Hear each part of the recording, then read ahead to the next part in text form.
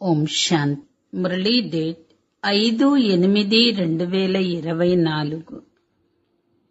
ఈరోజు బాబా చెప్తున్నారు, పిల్లలలో నిజాయితీ పరులు ఎవరు అంటే విశ్వ సేవ చేస్తూ అనేకులను తన సమానంగా తయారు చేసేవారు.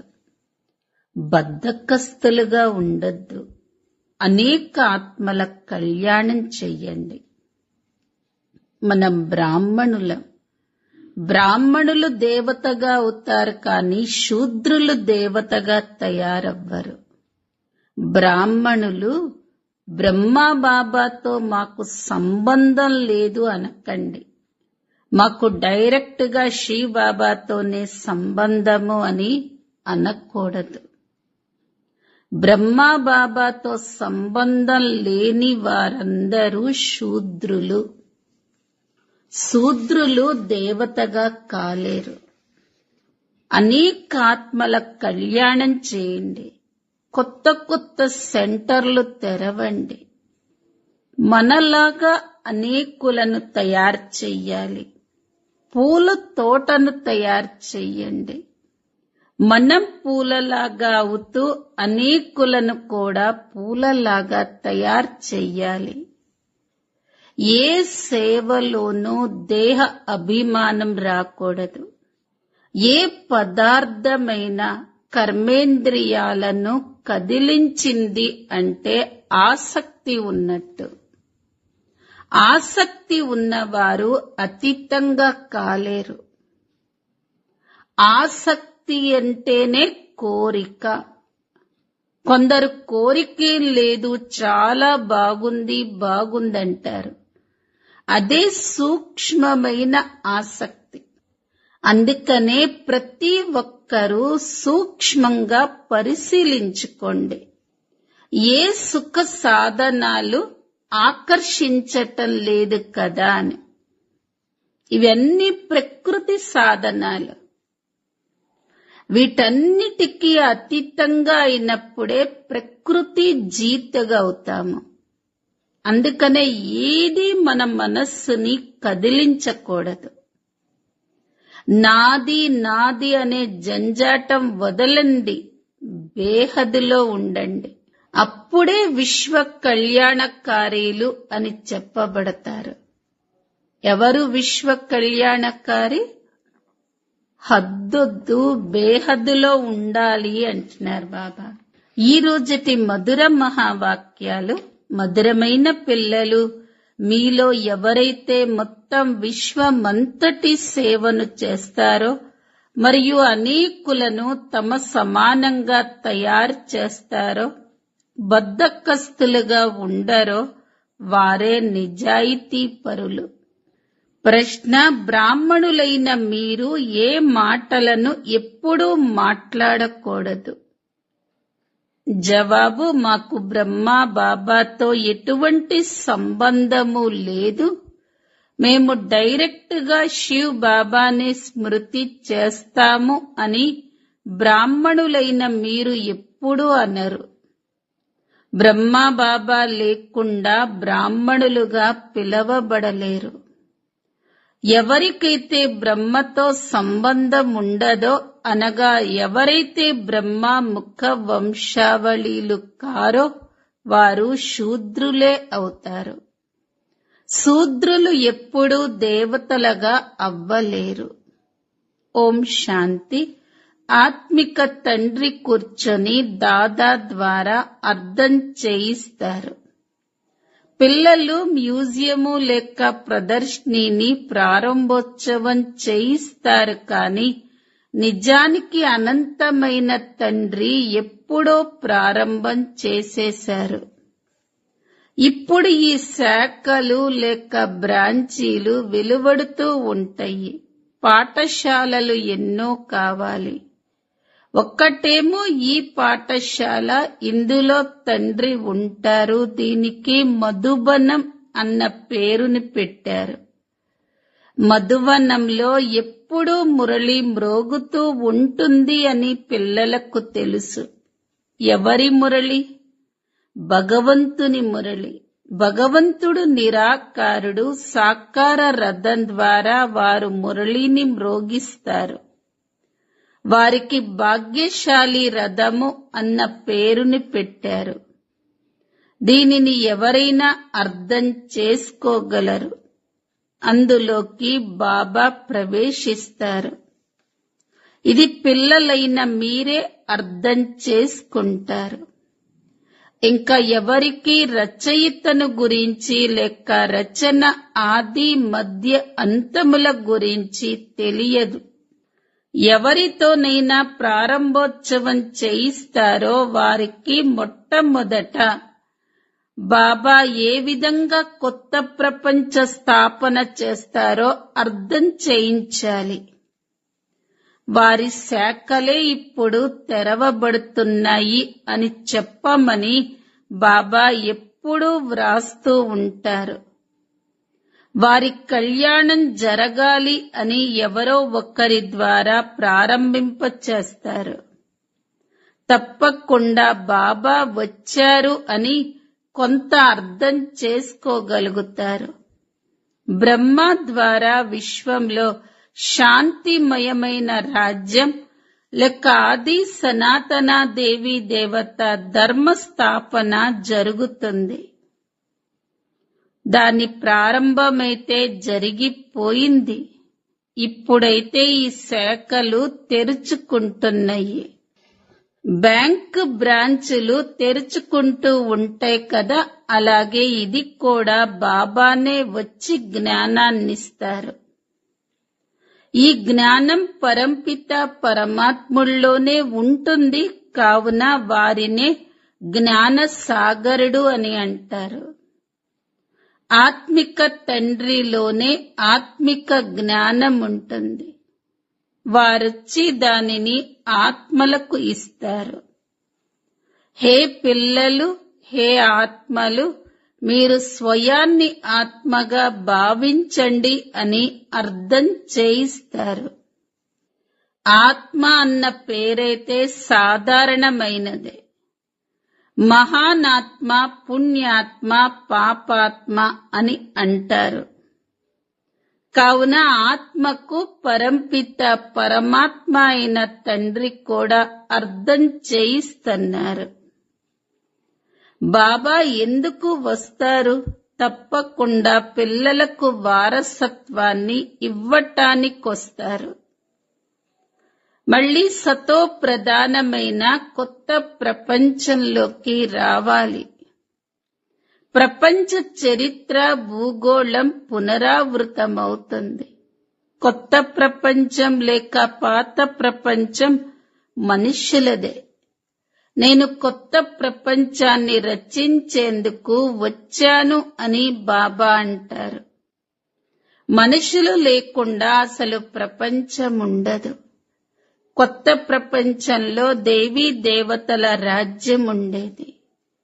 ఇప్పుడు మళ్ళీ దాని స్థాపన జరుగుతుంది. ఇప్పుడు పిల్లలైన మీరు శూద్రుల నుండి బ్రాహ్మణులుగా అయ్యారు. మిమ్మల్ని మళ్ళీ బ్రాహ్మణుల నుండి దేవతలుగా తయారు చేసేందుకు నేను వచ్చాను అని బాబా ఈ విధంగా అర్థం చేయిస్తున్నారు అని మీరు వారికి వినిపించవచ్చు. మీరు కొత్త ప్రపంచంలోకి ఎలా వెళ్ళగలరు? ఇప్పుడు మీ ఆత్మ పతితంగా వికారీగా ఉంది. అది మళ్ళీ నిర్వికారిగా అవ్వాలి. జన్మ జన్మాంతరాల పాపాల భారం శిరస్సుపై ఉంది. పాపాలు ఎప్పటి నుండి ప్రారంభమవుతాయి? బాబా ఎన్ని సంవత్సరాల కోసం పుణ్యాత్మలుగా తయారు చేస్తారు? ఇది కూడా పిల్లలైన మీకు ఇప్పుడే తెలుసు. 21 జన్మల పుణ్యాత్మలుగా ఉంటారు. మళ్ళీ పాపాత్మలుగా అవుతారు. ఎక్కడైతే పాపం ఉంటుందో అక్కడ దుఃఖమే ఉంటుంది. పాపాలు ఏవేవి అన్నది కూడా బాబా తెలియచేస్తారు. ఒక్కటేమో మీరు ధర్మ గ్లానిని చేస్తారు. మీరెంతగా పతితులుగా అయిపోయారు. హే పతిత పావన రా అని నన్ను పిలుస్తూ వచ్చారు. కావున ఇప్పుడు నేను వచ్చాను. పావనంగా తయారు చేసే తండ్రిని మీరు తిడతారు, నిందిస్తారు. కావుననే పాపాత్మలుగా అయిపోయారు. హే ప్రభు, నేను జన్మ జన్మాంతరాల పాపిని. నీవొచ్చి నన్ను పావనంగా తయారు చెయ్యి అని కూడా అంటారు.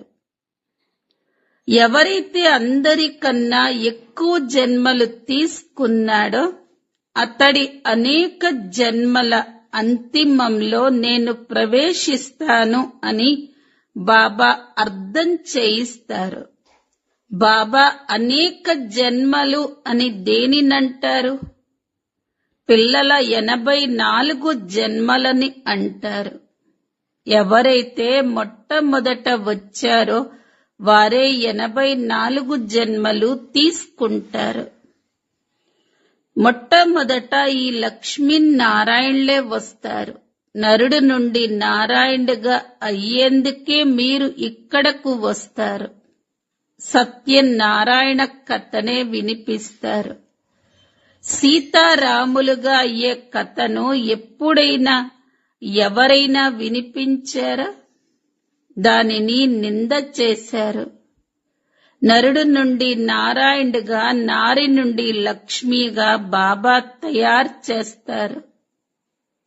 వారిని ఎప్పుడూ ఎవరూ నిందించరు. నేను రాజయోగాన్ని నేర్పుతాను అని బాబా అంటారు. విష్ణువు 2 రూపాలు ఈ లక్ష్మీనారాయణులు. వారు బాల్యంలో రాధాకృష్ణులు. వారు సోదరి సోదరులేమీ కాదు. వేరువేరు రాజ్యాల పిల్లలుగా ఉండేవారు.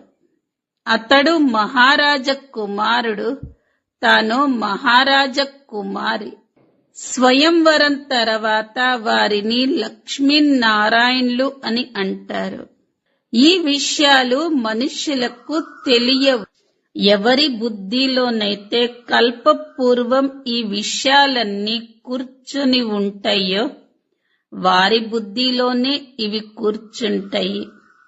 ఈ లక్ష్మీనారాయణులు, రాధాకృష్ణులు మొదలైన వారందరి మందిరాలు ఉన్నాయి.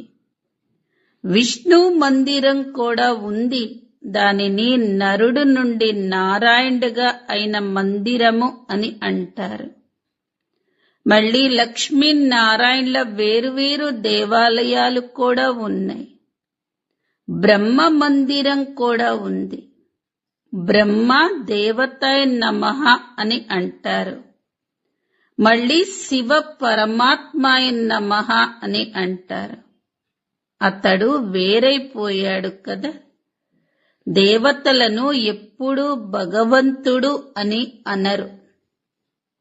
కావున మొదట ఎవరి ద్వారానైతే ప్రారంభించవలసి ఉంటుందో వారికి విశ్వంలో శాంతిని స్థాపన చేసేందుకు భగవంతుడు పునాదిని వేశారు. విశ్వంలో శాంతి లక్ష్మీనారాయణుల రాజ్యంలో ఉండేది అని అర్థం చేయించండి. వారు సత్యుగా అధిపతులుగా ఉండేవారు కదా. కావున మనుష్యులను నరుడు నుండి నారాయణుడిగా, నారి నుండి లక్ష్మిగా తయారు చేసేందుకు ఇది పెద్ద గాడ్లీ యూనివర్సిటీ లేక ఈశ్వరీయ విశ్వవిద్యాలయం. విశ్వవిద్యాలయము అన్న పేరునైతే ఎందరో పెట్టేశారు. నిజానికి అవి వరల్డ్ యూనివర్సిటీలేమీ కావు. యూనివర్స్ అనగా మొత్తం విశ్వము. మొత్తం విశ్వమంతటిలోనూ అనంతమైనటువంటి తండ్రి ఒకే కాలేజీని తెరుస్తారు. విశ్వంలో అందరూ పావనంగా అవ్వనున్నారు అని మీకు తెలుసు. నిజానికి విశ్వవిద్యాలయం ఒక్కటే, దానిని బాబా స్థాపన చేస్తారు. మనం మొత్తం విశ్వాన్ని శాంతిధామంలోకి, సుఖధామంలోకి తీసుకువెళతాము. కావుననే దీనిని ఈశ్వరీయ విశ్వవిద్యాలయము అని అంటారు. ఈశ్వరుడు వచ్చి మొత్తం విశ్వమంతటికి ముక్తి, జీవన ముక్తుల వారసత్వాన్నిస్తారు. బాబా విషయమెక్కడా, మళ్ళీ వీరందరూ చెప్పే యూనివర్సిటీ విషయమెక్కడా? యూనివర్స్ అనగా మొత్తం విశ్వమంతటిని పరివర్తన చెయ్యాలి. ఇది ఒక్క బాబా పనే. మనల్ని ఈ పేరు పెట్టనివ్వరు, మరియు గవర్నమెంట్ స్వయం ఈ పేరుని పెడుతుంది. ఇది మీరు అర్థం చేయించాలి. అది కూడా మొదట అర్థం చేయించటం జరగదు. మీ పేరే బ్రహ్మ కుమారి కుమారులు. ఎప్పుడైతే బాబా వచ్చి వీరిని రథంగా చేసుకున్నారో అప్పుడే వీరికి బ్రహ్మ అన్న పేరొచ్చింది అని చెప్పండి. ప్రజాపిత అన్న పేరైతే ప్రసిద్ధమైనది కదా. వారు ఎక్కడ నుండి వచ్చారు? వారి తండ్రి పేరేమిటి? బ్రహ్మను దేవతగా చూపిస్తారు కదా. దేవతల తండ్రి తప్పకుండా పరమాత్ముడే. తాను రచయిత. బ్రహ్మను మొట్టమొదటి రచన అని అంటారు. వారి తండ్రి శివ్ బాబా. నేను ఇతడిలోకి ప్రవేశించి ఇతడి పరిచయాన్ని మీకిస్తాను. ఇది ఈశ్వరీయ మ్యూజియము అని పిల్లలు అర్థం చేయించాలి. హే పతిత పావనారా, నీవచ్చి మమ్మల్ని పతితుల నుండి పావనంగా తయారు చెయ్యి అని బాబాని పిలుస్తారు. హే పిల్లలు, హే ఆత్మలు, మీరు మీ తండ్రిని స్మృతి చేసినట్లయితే పతితుల నుండి పావనులుగా అయిపోతారు. మన్మనాభవ అన్న పదం గీతకు సంబంధించిందే. భగవంతుడు ఒక్కడే ప్రేమ సాగరుడు, పతిత పావనుడు. కృష్ణుడు పతిత పావనుడు కాలేడు. అతడు పతిత ప్రపంచంలోకి రాలేడు. పతిత ప్రపంచంలోకి పతిత పావనుడైన బాబానే వస్తారు. ఇప్పుడు మీరు నన్ను స్మృతి చేసినట్లయితే మీ పాపాలు భస్మమవుతాయి. ఇది ఎంత సహజమైన విషయం. భగవాను వాచ అన్న పదాన్నైతే తప్పకుండా వాడాలి. కామం మహాశత్రువు అని పరంపిత పరమాత్మ అంటారు. మొదట నిర్వికారి ప్రపంచం ఉండేది, ఇప్పుడు వికారి ప్రపంచం ఉంది. అంతా దుఃఖమే దుఃఖం. నిర్వికారులుగా ఉంటే మళ్ళీ అంతా సుఖమే సుఖం ఉంటుంది. కావున భగవాను వాచ కామం మహాశత్రువు అన్నది అర్థం చేయించాలి.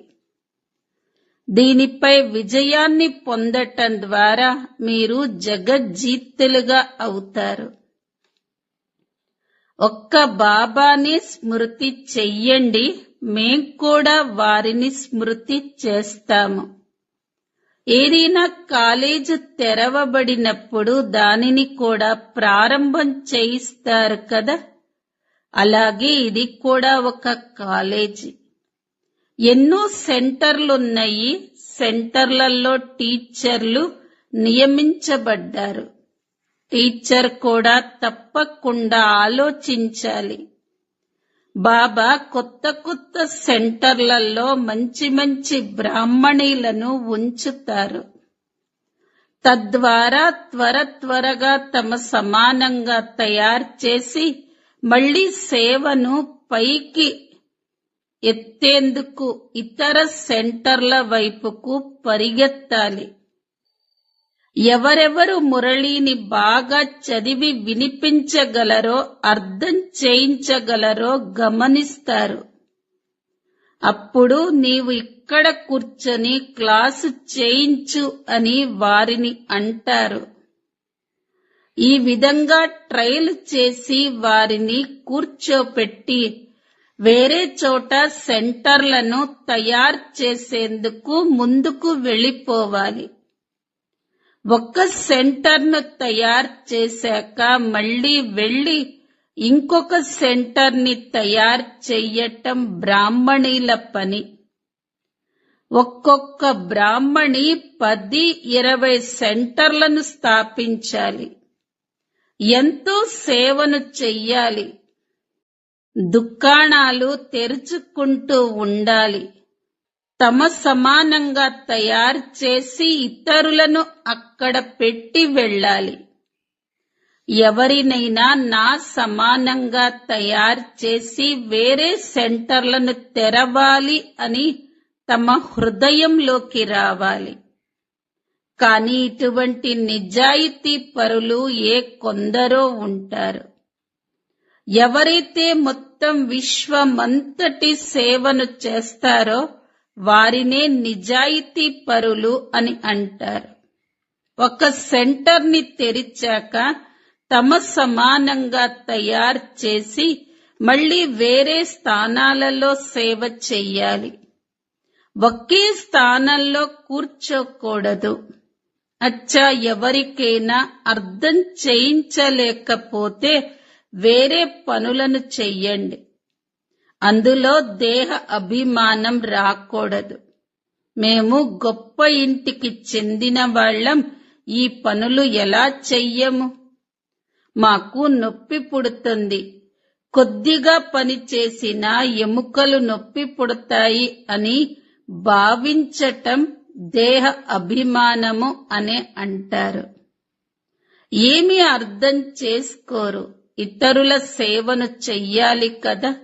అప్పుడు వారు కూడా ఫలానా వారు మాకు అర్థం చేయించారు, మా జీవితాన్ని బాగా తయారు చేశారు అని వ్రాయాలి. సేవా ప్రమాణం లభించాలి. ఒక్కొక్కరు టీచర్గా అవ్వాలి. బాబా, మా వెనక సంభాళించేవారు ఎంతో మంది ఉన్నారు. మేమెంతో మందిని మా సమానంగా తయారు చేశాము. మేము సెంటర్లు తెరుస్తూ వచ్చాము అని స్వయం కూడా వ్రాయాలి. ఇటువంటి పిల్లలను పుష్పాలు అని అంటారు. అసలు సేవ చెయ్యకపోతే పుష్పాలుగా ఎలా అవుతారు? పూల తోట కూడా ఉంది కదా. కావున ప్రారంభం చేసే వారికి కూడా అర్థం చేయించాలి. మేం బ్రహ్మ కుమారి కుమారులము, శూద్రుల నుండి బ్రాహ్మణులుగా అయి దేవతలుగా అవుతాము. బాబా ఈ బ్రాహ్మణ కులము మరియు సూర్యవంశీ చంద్రవంశీ కులపు స్థాపనను చేస్తారు. ఈ సమయంలో అందరూ శూద్ర వర్ణానికి చెందిన వారిగా ఉన్నారు. సత్యుగంలో దేవతా వర్ణానికి చెందిన వారిగా ఉండేవారు. ఆ తర్వాత మళ్ళీ క్షత్రియ వైశ్య వర్ణానికి చెందిన వారిగా అయ్యారు. పిల్లలు ఎన్ని పాయింట్స్ ని మర్చిపోతారో బాబాకి తెలుసు. మొట్టమొదట బ్రాహ్మణ వర్ణం, ప్రజాపిత బ్రహ్మ పిల్లలు. బ్రహ్మ ఎక్కడ నుండి వచ్చారు? ఈ బ్రహ్మ కూర్చున్నారు కదా. బాగా అర్థం చేయించాలి. బ్రహ్మ ద్వారా స్థాపన జరుగుతుంది. ఎవరిది? బ్రాహ్మణులది. మళ్ళీ వారికి శిక్షణను ఇచ్చి దేవతలుగా తయారు చేస్తారు. మనం బాబా ద్వారా చదువుకుంటున్నాము. వారైతే అర్జునుడు గురించి భగవాను వాచ అని వ్రాశారు, కానీ అర్జునుడు ఎవరు అన్నది ఎవ్వరికీ తెలియదు. మనం బ్రహ్మ పిల్లలమైన బ్రాహ్మణులము అని మీకు తెలుసు. మేము శివ్ బాబా పిల్లలం. మాకు బ్రహ్మతో ఎటువంటి సంబంధము లేదు అని ఎవరైనా అన్నట్లయితే మరి వారు దేవతలుగా ఎలా అవ్వగలరు? బ్రహ్మ ద్వారానే అలా అవుతారు కదా. శివ్ బాబా మీతో నన్ను స్మృతి చెయ్యండి అని ఏ విధంగా ఎవరి ద్వారా చెప్పారు? బ్రహ్మ ద్వారా చెప్పారు కదా. మీరు ప్రజాపిత బ్రహ్మ పిల్లలు కదా. బ్రహ్మ కుమారి కుమారులుగా పిలవబడతారు. మనం బ్రహ్మ పిల్లలం, మరి తప్పకుండా బ్రహ్మ గుర్తుకొస్తారు. శివ్ బాబా బ్రహ్మ తనువు ద్వారా చదివిస్తారు. బ్రహ్మ బాబా మధ్యలో ఉన్నారు. బ్రాహ్మణులుగా అవ్వకుండా దేవతలుగా ఎలా అవ్వగలరు? నేను ఏ రథంలోకైతే వస్తానో వారిని కూడా తెలుసుకోవాలి. బ్రాహ్మణులుగా అవ్వాలి. బ్రహ్మను తండ్రి అని అనకపోతే మరి పిల్లలుగా ఎలా అవ్వగలరు? స్వయాన్ని బ్రాహ్మణులుగా భావించకపోతే శూద్రులుగా ఉన్నట్లే.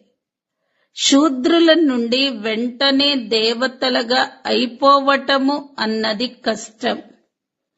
బ్రాహ్మణులుగా అయ్యి శివ్ బాబాను స్మృతి చెయ్యకుండా దేవతలుగా ఎలా అవ్వగలరు?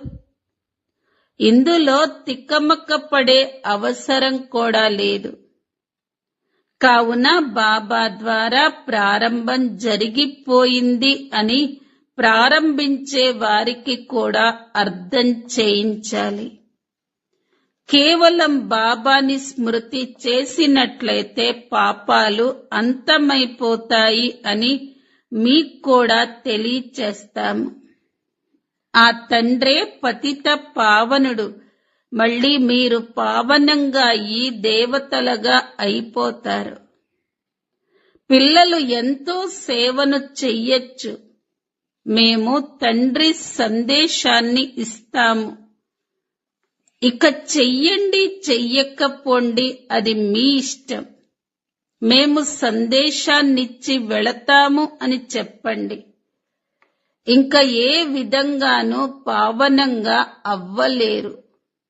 ఎప్పుడైతే ఖాళీ దొరుకుతుందో అప్పుడు సేవ చెయ్యండి. సమయమైతే ఎంతో లభిస్తుంది. అచ్చ, మధురాతి మధురమైన ఆత్మిక పిల్లలకు మాతా పిత బాప్ దాదాల ప్రియ స్మృతులు మరియు గుడ్ మార్నింగ్. ఆత్మిక పిల్లలకు ఆత్మిక తండ్రి నమస్తే. ధారణ కోసం ముఖ్య సారం. ఫస్ట్ పాయింట్, కొత్త కొత్త సెంటర్లను వృద్ధి చేసేందుకు మీ సమానంగా తయారు చేసే సేవను చెయ్యాలి. సెంటర్లు తెరుస్తూ ఉండాలి, ఒకే చోట కూర్చోకండి. సెకండ్ పాయింట్, పూతోటను తయారు చెయ్యాలి. ప్రతి ఒక్కరూ పుష్పాలుగా తయారయ్యి ఇతరులను కూడా మీ సమానంగా పూలలాగా తయారు చెయ్యాలి. ఏ సేవలోనూ దేహ అభిమానం రాకూడదు. వరదానం, సర్వ పదార్థాల ఆసక్తుల నుండి అతీతంగా అనాసక్త్ ప్రకృతి జీత్ భవ. ఏ పదార్థమైనా కర్మేంద్రియాలను విచలితం చేస్తున్నట్లయితే, ఆసక్తి భావం ఉత్పన్నమవుతున్నట్లయితే అతీతంగా అవ్వలేరు. కోరికలే ఆసక్తుల రూపం. కోరిక లేదు కానీ మంచిగా అనిపిస్తుంది అని కొందరంటారు. ఇది కూడా సూక్ష్మ ఆసక్తియే. దీనిని సూక్ష్మ రూపంతో పరిశీలించండి. ఈ పదార్థాలు అనగా అల్పకాలపు సుఖ సాధనాలు ఆకర్షించటం లేదు కదా అని పరిశీలించుకోండి. ఈ పదార్థాలు ప్రకృతి సాధనాలు. ఎప్పుడైతే వీటి నుండి అనాసక్తులుగా అనగా అతీతంగా అవుతారో అప్పుడు ప్రకృతి జీతులుగా అయిపోతారు. స్లోగన్ నాది నాది అనే జంజాటాన్ని వదిలి బేహదులో ఉండండి. అప్పుడు విశ్వ కళ్యాణకారులు అని పిలవబడతారు. అవ్యక్త ప్రేరణ పాయింట్. ప్రీతి బుద్ధి ఉన్న వారి నోటి నుంచి, వారి హృదయం నుండి ఎల్లప్పుడూ ఇదే శబ్దం వస్తుంది. మీతోనే తింటాను, మీతోనే కూర్చుంటాను, మీతోనే మాట్లాడతాను, మీరు చెప్పిందే వింటాను, మీతో సర్వ సంబంధాలు నిభాయిస్తాను, మీతోనే సర్వ ప్రాప్తులు పొందుతాను. వారి నేత్రాలు, వారి ముఖం మాట్లాడకుండా కూడా మాట్లాడుతూనే ఉంటాయి. చెక్ చేసుకోండి. ఇటువంటి వినాశన కాలంలో ప్రీతి బుద్ధి ఉన్నవారిగా అయ్యానా? అంటే ఒక్కరి ప్రేమలో ఏకరస స్థితి ఉన్నవారిగా అయ్యానా చూసుకోండి. ఓం శాంతి. ఓం శాంతి. దాదీజీ అమృతవచనములు. టెన్షన్ నుండి ముక్తి అవడం కొరకు బ్యాలెన్స్ తో నడుచుకోండి. ప్రతి కర్మ త్రికాలదర్శిగా చెయ్యండి. వివరణ. బాబా మన పిల్లలను ప్రవృత్తిలో ఉంటూ నివృత్తిగా ఉండటం, కర్మలు చేస్తూ కూడా ఆ కర్మలతో అకర్మిగా అయ్యేటువంటి పూర్తి జ్ఞానాన్ని ఇచ్చారు. ఈ జ్ఞానం ఆధారంగా ప్రవృత్తిలో ఉంటూ బ్యాలెన్స్ తో నడుచుకుంటున్నారు. ప్రవృత్తిని సంభాలన చేస్తూ దానితో నివృత్తిగా ఉండేటువంటి శక్తి మనలో నిండుతుంది. నివృత్తిగా ఉండేందుకు ప్రతి కర్మ చేసే కన్నా ముందు డిటాచ్గా అయ్యి, అతీతంగా అయ్యి ఒక్క సెకండ్ అశరీరీ కండి. ఆ తర్వాత కర్మలు చేసినట్లయితే ఆ కర్మల్లో ఎలాంటి పొరపాటు జరగదు. దేహీ అభిమానిగా అయ్యి కార్యవ్యవహారాలు ప్రారంభించినట్లయితే ఆ కార్యంలో అభిమానము ఉండదు, బరువు ఉండదు, పొరపాటు కర్మలు జరగవు, డిస్టర్బ్ కారు. ఎందుకంటే నేను ఆత్మ సాక్షిగా ఈ కర్మేంద్రియాల ద్వారా కర్మలు చేయిస్తున్నాను అనేటువంటి జ్ఞానం ఇప్పుడు మనకి లభించింది. కాబట్టి సాక్షిగా ఈ కర్మేంద్రియాల ద్వారా ఎలాంటి ఎలా కర్మలు చేయించాలి అంటే ఈ విధంగా ఒక ఉన్నతమైన స్టేజ్ లో కూర్చుని యాక్టింగ్ చేస్తున్నట్లుగా సాక్షిగా కర్మలు చేసినట్లయితే బ్యాలెన్స్ అనేది మనలో నిండుతుంది. ప్రేమ, నియమము, పరమార్థము, వ్యవహారము, ఈ రెండింటి యొక్క బ్యాలెన్స్ మనలో వస్తుంది. వీటిలో బుద్ధి సరైనటువంటి జడ్జిమెంట్ తీసుకుంటుంది. ఒకవేళ బుద్ధి సరైన జడ్జిమెంట్ ఇవ్వడం లేదు, సమయం అనుసారంగా రైట్ విషయం యథార్థత టచ్ అవ్వటం లేదు, పొరపాటు కర్మలు జరుగుతున్నాయి అంటే అర్థం బుద్ధి పైన ఏదో బరువు ఉంది. కాబట్టి అటెన్షన్ ప్లీజ్. త్రికాలదర్శిగా కావడంతో మనకొక జవాబు లభిస్తుంది. అదే నథింగ్ న్యూ. ఏదైతే జరిగిందో అది కళ్యాణకారి. భవిష్యత్ యొక్క లాభం అనేది కూడా బుద్ధికి టచ్ అవుతుంది. కాబట్టి మనకు తెలుసు స్థాపన కూడా జరిగేది ఉంది, వినాశనం కూడా జరిగేది ఉంది. అనేక రకాలుగా సృష్టి యొక్క ఆట నడుస్తూ ఉంది. కాబట్టి ఆటగానిగా ఆట చూస్తూ ఉంటారా లేక ఏడుస్తారా? టెన్షన్ అంటేనే మనస్సుతో ఏడవటం. ఆటగానిగా ఆట చూడాలి. బాబాతో కలిసి ఈ సృష్టి అనేటువంటి ఆటలో మనం ఆటగానిగా ఆట చూస్తూ ఉండాలి. అప్పుడే మజా అనిపిస్తుంది. మనం ఏదైతే కర్మలు చేస్తున్నామో దాని గురించి అన్ని రకాల జ్ఞానము మన దగ్గర ఉంది. అందుకే జ్ఞానాన్ని శక్తి, నాలెడ్జ్ ఈజ్ పవర్ అని అంటారు. మన స్థితిని ఉన్నతంగా చేసుకోవడం కోసం బాబా మనకు ఒక మహామంత్రాన్ని ఇచ్చారు. అదే మన్మనా భవ, మధ్యాజీ భవ, మామేకం యాద్ కరో. ఈ మంత్రం అజప జప్ అంటే జపం కానటువంటి జపం, నిరంతరం స్మరించటం. బాబా మనకు 2 రకాల వారసత్వాన్ని కూడా ఇచ్చారు. ఒకటి జ్ఞానరత్నాల వారసత్వం, రెండవది సర్వశక్తుల యొక్క వారసత్వం. స్వయం ఆల్మైటీ అథారిటీ అయినటువంటి బాబా మనకు సర్వశక్తులను ఇచ్చారు, అథారిటీని కూడా ఇచ్చారు. మరి అలాంటప్పుడు మన స్థితి ఎందుకు బలహీనంగా ఉండాలి? అన్ని కారణాలకు నివారణ శక్తులు. మనం శివశక్తి, పాండవ సైన్యం. మరి మన ముందు మాయ ఏముంది? బాబా అంటారు, మాయ టచ్ మీ నాట్ లాంటిది. దాన్ని ఒకవేళ వేలితో టచ్ చేసినట్లయితే అది వడిలిపోతుంది. సంకల్పం యొక్క సృష్టిని తయారు చేసినట్లయితే మాయ చాలా పెద్దగా ఉంటుంది. సంకల్పం శక్తిశాలిగా ఉన్నట్లయితే మాయ వడిలిపోతుంది, వాడిపోతుంది, అంటే వెళ్లిపోతుంది.